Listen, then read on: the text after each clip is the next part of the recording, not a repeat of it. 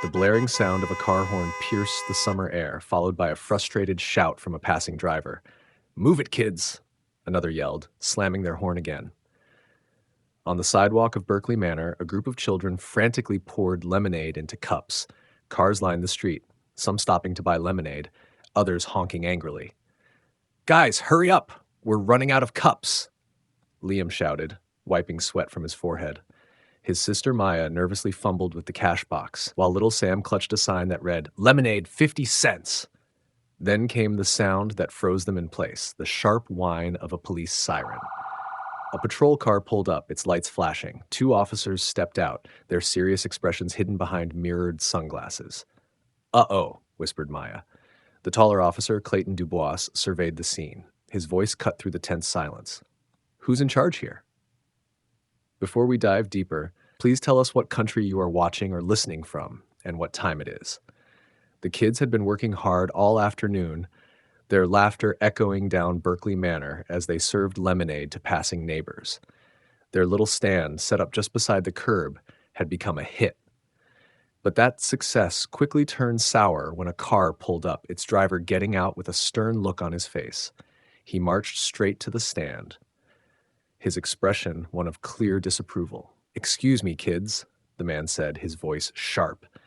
"You're causing a traffic hazard. People are stopping in the middle of the road to buy lemonade, and it's dangerous." The kids froze, caught off guard. They hadn't expected any trouble from their little business. Maya nervously shifted her weight from one foot to the other, while Liam felt his stomach churn with anxiety. What had they done wrong? "Don't worry, kids," the man added, taking out his phone. "I'm calling the police." Panic rippled through the group. Were they really going to be in trouble for selling lemonade? Liam, feeling the weight of the situation, stepped forward, his voice shaky but determined. "We are, sir," Liam stammered. "We're just selling lemonade to make some money. We didn't mean to cause any trouble." The man's eyes narrowed, but before he could reply, the distant wail of sirens pierced the air.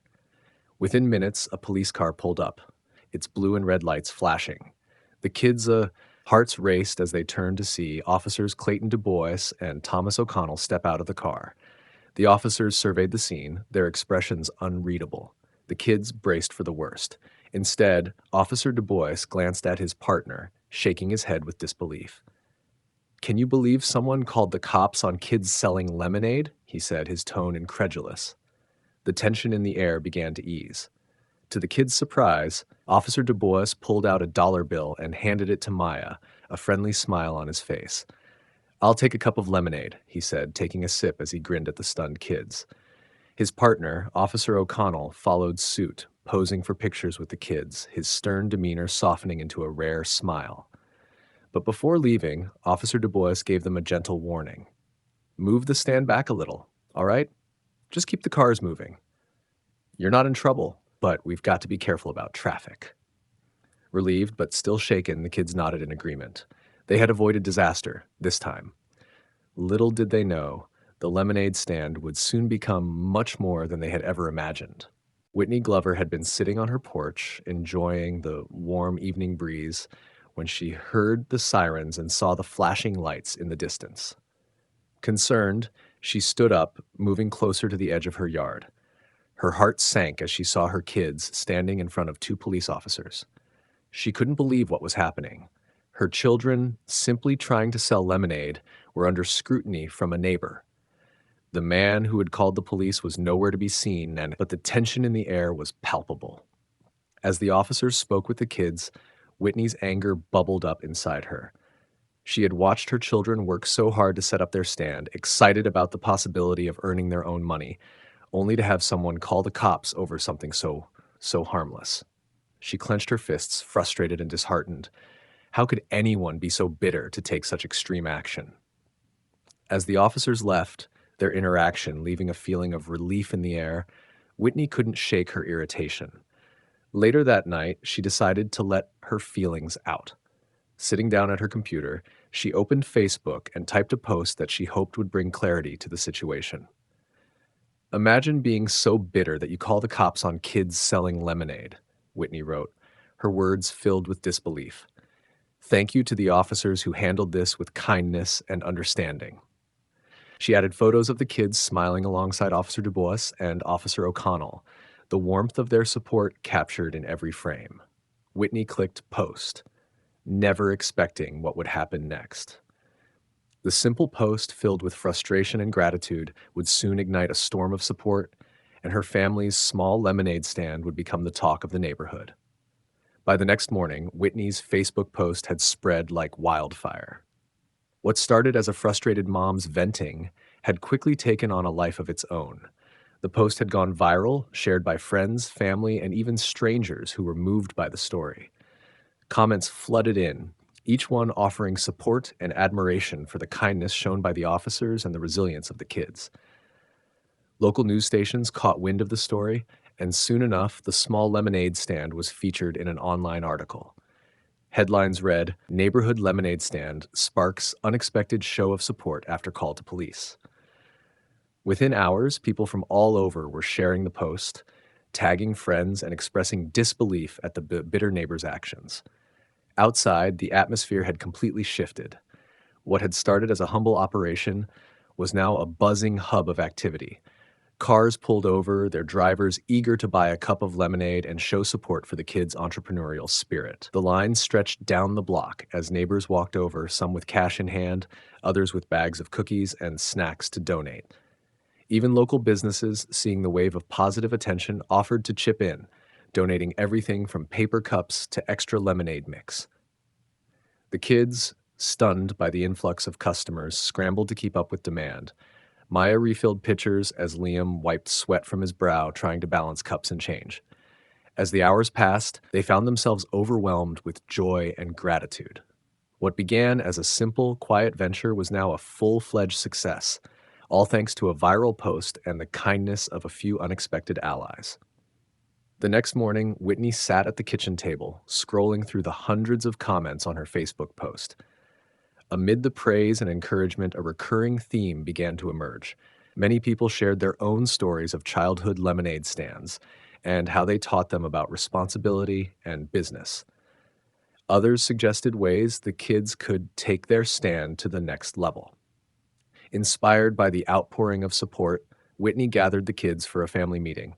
"You've done something amazing here," she began, looking at their eager faces. "But what if we could do more? What if we turned this into something bigger, not just for us, but for other kids too?" The kids exchanged curious glances. "Like what?" Liam asked. "Well," Whitney said, her excitement growing, "what if we started a program to help other kids learn about entrepreneurship? We could teach them how to set up their own lemonade stands or small businesses. We could call it something fun, like Lemonade Leaders." The kids' eyes lit up at the idea. Maya clapped her hands together. "That sounds amazing. We could help other kids just like us." Liam, ever the pragmatist, raised an eyebrow. "But how would we do that? We're just a lemonade stand." Whitney smiled. "That's where the community comes in. All these people who've been supporting us, they're rooting for you. If we reach out to local businesses and schools, I bet they'd help us make this a reality." Over the next few days, the family began to map out their plan. Whitney contacted local organizations and shared the idea for Lemonade Leaders. To her surprise, many were eager to get involved. A nearby community center offered to host workshops, and a printing company volunteered to create flyers and banners. The kids threw themselves into the project with enthusiasm. Liam started brainstorming ideas for a logo, Maya practiced speaking about their stand for future events, and Jake, ever the charmer, insisted he'd be the one to win people over at fundraisers. As their vision for Lemonade Leaders grew, so did the excitement in the community. The kids' story, once a simple tale of a roadside lemonade stand, had become something much bigger, a movement that inspired others to dream big and support one another. And though the kids didn't know it yet, their journey was far from over. The lessons they were learning would carry them forward, shaping not just their futures, but the futures of countless other young entrepreneurs in the making. Just as things were looking up for Whitney and her kids, a dark cloud loomed on the horizon. One evening, as the family was wrapping up for the day, Whitney checked her email and found a message that made her stomach drop. It was an anonymous note, short and direct. "Shut down the lemonade stand before something happens." Her hands trembled as she reread the words. Who would send such a thing? The kids were just trying to do something positive, and the community had rallied behind them. But someone bitter, it seemed, didn't share the same sentiment. Whitney didn't want to alarm the kids, but she couldn't ignore the message. She forwarded the email to Officer DuBois, explaining the situation. Within an hour, the officer was on the phone with her. "Don't worry," he said firmly. "We'll keep an eye on things. Whoever sent that is probably just trying to scare you. But if they think they can intimidate a group of kids and their mom, they've got another thing coming." The next morning, Whitney decided to have a talk with the kids. She didn't want to keep them in the dark, but she also didn't want them to feel afraid. Sitting them down at the breakfast table, she said gently, "We got a message last night. Someone doesn't like what we're doing." Liam's face darkened. "Why?" "We're not hurting anyone." Maya looked worried. "Are we going to stop?" Whitney shook her head. "Absolutely not.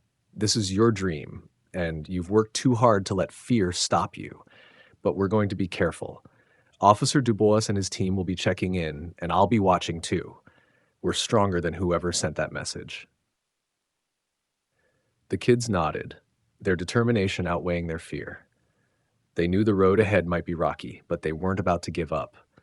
News of the anonymous threat spread quickly through the neighborhood, thanks in part to Whitney's transparency. Instead of scaring people away, the message had the opposite effect. It galvanized the community. By the end of the day, the lemonade stand was busier than ever. Families showed up with homemade signs reading, "We stand with lemonade leaders." Others brought baked goods, fresh lemons, and supplies to keep the stand running smoothly. One local carpenter even built a custom wooden stand, complete with the words, "Lemonade Leaders," engraved across the top. The kids were thrilled, and Whitney couldn't hold back tears as she watched her neighbors rally around her family. Officer DuBois and Officer O'Connell made regular stops at the stand, not just to check on safety, but to show their unwavering support. "We've got your back," DuBois said during one visit, handing over a crisp $20 bill for his lemonade. The story continued to spread, reaching beyond their small town. Local businesses reached out, offering sponsorships, and a local TV station ran a special segment about the stand and the kids' new initiative. Donations poured in, some from as far as other states, with notes attached like, "Keep inspiring others." The kids couldn't believe how much their small idea had grown. "It's not just about lemonade anymore," Liam said one evening as they counted their earnings. "It's about proving we can make a difference, no matter what people say." As the stand continued to thrive, Whitney realized that the anonymous threat had done something unexpected. It had brought out the best in people. Their community had rallied like never before, proving that kindness and support could outshine fear and negativity. But Whitney couldn't shake the feeling that this was only the beginning. Someone had tried to silence their dream, and she was determined to ensure that lemonade leaders wouldn't just survive, it would thrive. And as the stand became a symbol of resilience, Whitney and her kids began to realize that they were part of something much bigger than themselves. The following Saturday, the kids were busier than ever. The new stand, adorned with colorful decorations from neighbors, became a centerpiece for the community. Laughter and chatter filled the air as customers lined up. It felt like a festival on Berkeley Manor, but Whitney still had one eye on the crowd, wary of the anonymous threat. In the midst of the hustle, two familiar faces appeared, Officers DuBois and O'Connell. This time, they weren't just there for lemonade. They had something important to share. "Hey, Whitney," Officer DuBois greeted with a smile, though his tone carried a hint of seriousness. "We've been investigating the email you received. It was sent from a burner account, which makes it tricky to trace, but we haven't given up. We also wanted to let you know that we'll be increasing patrols in the area for the time being." Whitney felt a mixture of relief and unease. "Thank you, officer.